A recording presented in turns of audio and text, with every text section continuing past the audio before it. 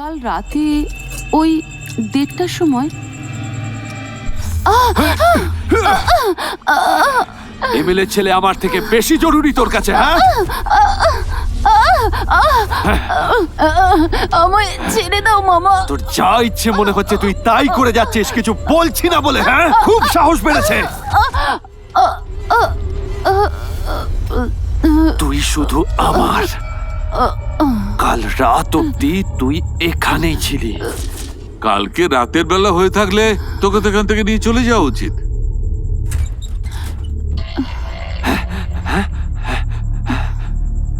MLA sir, আমি কিছু করিনি স্যার। স্যার, আমি কিছু করিনি স্যার, আমায় ক্ষমা করে দিন।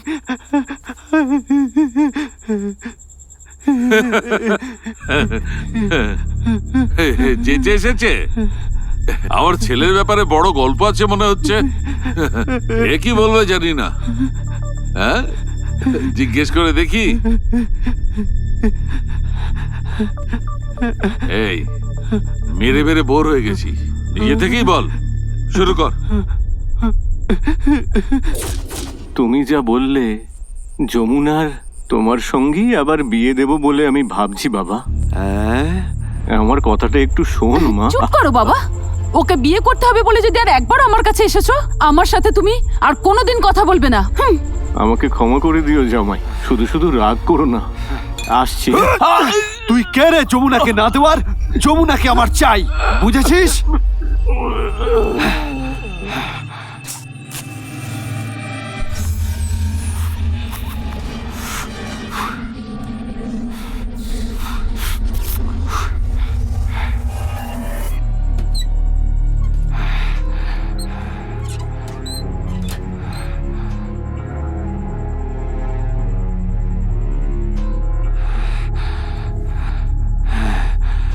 তোকে বলেছি না যমুনা আমার।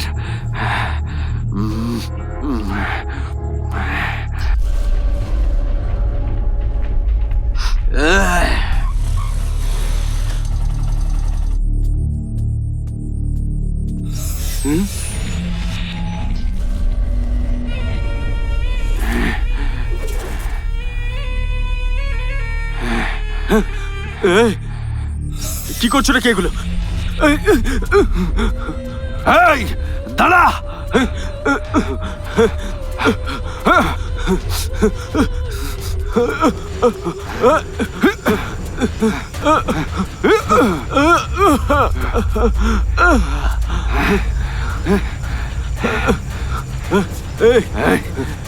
কি করছিস কি তুই?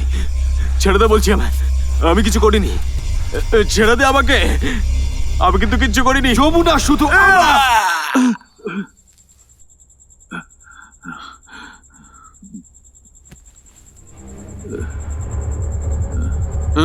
দাদা দাদা দাদা দাদা সাবধান। কি হয়েছে? জল দে, একটু জল দে। হ্যাঁ দাদা, এই নাও জল দাদা। একটু জল দে। চা।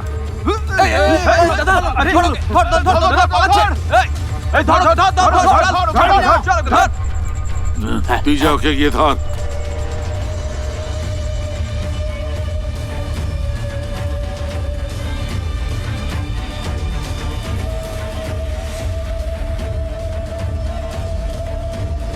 তোদের ভাইকে মারেনি, এর ওপরে কেউ আছে।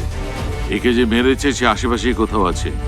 যা গিয়ে খোঁজ ওদের। ঠিক আছে দাদা।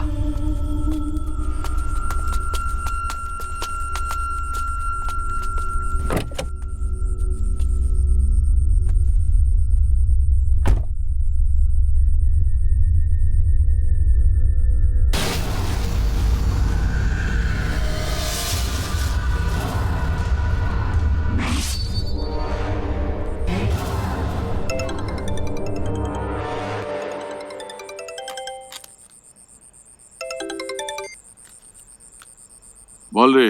দাদা, তুমি যে ছেলেটাকে খুঁজতে বলেছিলে ওকে সব জায়গায় খুঁজেছি। একটা ছেলেকে ধরেছি দাদা। ওকে ধরে জিজ্ঞেস করার সময় দাদা, জিজ্ঞেস করার সময় ভাইয়ের ফোন ওর হাতে ছিল দাদা।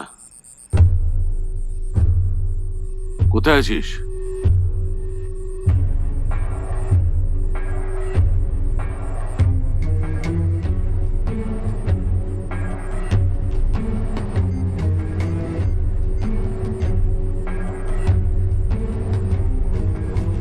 ইন্সপেক্টর, হ্যাঁ বলুন স্যার। আমার ছেলেরা একজনকে ধরে রেখেছে।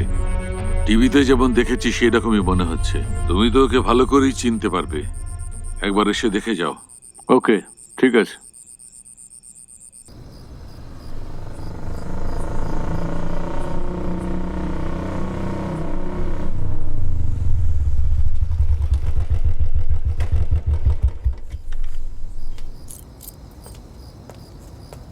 কি হয়েছে স্যার?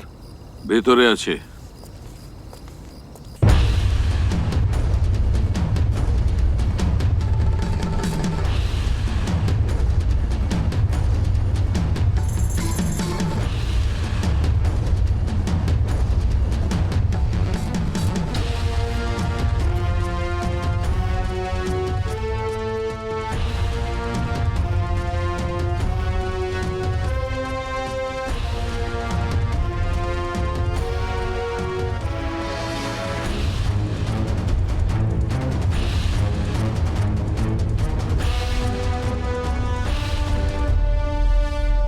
তুমি দেখে কনফার্ম বললে বাকিটা আমি দেখে নেব।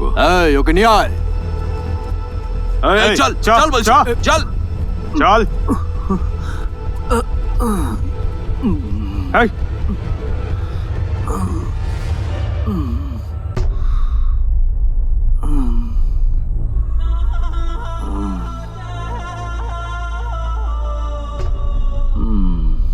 স্যার এই ছেলেটাই স্যার, এই ছেলেটা। ওকে তো আমি এই কোথায় রে ফোনটা? কোথায় লুকিয়ে রেখেছিস? বল। আমার কথার উত্তর দিবি নাকি মরবি? বল। গুনহা মারা যাওয়ার পরে হাতে এই ফোনটা নিয়ে কি করব না জেনে পুলিশ স্টেশনে চলে গিয়েছি। ওখানে গিয়ে দেখলাম এমএলএ কে রাগ করে বেরিয়ে যেতে। স্টেশনের ওই ছেলেটাকে ডেকে জিজ্ঞেস করলাম যে কি হয়েছে। ফোনের জন্য এমএলএর ছেলেকে মেরে ফেলেছে মনে হয়। ওদেরকে মারতেই এরা ঘুরে বেড়াচ্ছে। বাড়ির চারদিকে পুলিশ ঘুরছে জেনে আর কি করব বুঝতে না পেরে মেরির কাছে গিয়েছিলাম। আমি যাতে কারোর চোখে না পড়ি সেই জন্য রাত 11টা অবধি ওর কাছে থাকতে দেওয়ার জন্য অনুরোধ করলাম। আর এমন সময় বেরোলাম যেন কেউ আমাকে দেখতে না পায়। যে কুপিয়েছে সে আশেপাশে হবে, যা খুঁজে বার কর। এই, এই, এই, এই, দাঁড়া দাঁড়া বলছি, এই, চল মার ওকে। কোথায় আছো?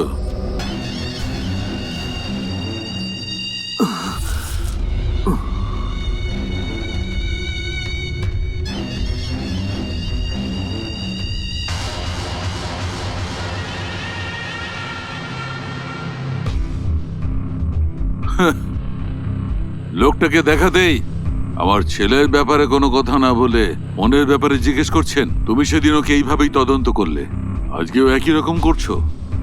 এই ফোনে এমন কি আছে সত্যি আমি বুঝতে পারছি না।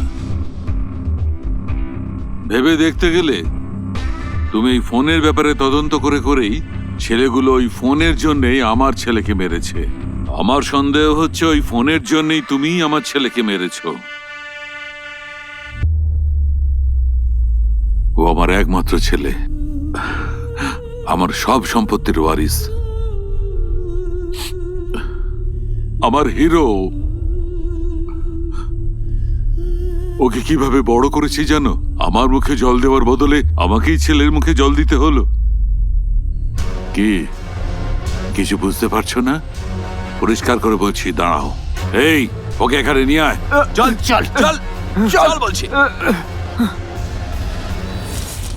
মেয়েটা কে রে? Jamuna, same department. নিয়ে রে। চল চল স্যার চল। স্যার স্যার, কি? দুদিন আগে ড্রাগ রেডের কেসে আমাকে আর সত্যকে পুলিশ অ্যারেস্ট করে নিয়ে গেছিল স্যার। তারপরেই আমরা আপনাকে ফোন করলাম। আপনার ফোন করার পরই পুলিশ আমাদেরকে ছেড়ে দিল। সেদিন সত্যকে পুলিশ অ্যারেস্ট করার পর ওখানে কি হয়েছিল আমার কাছে সে ভিডিও আছে স্যার।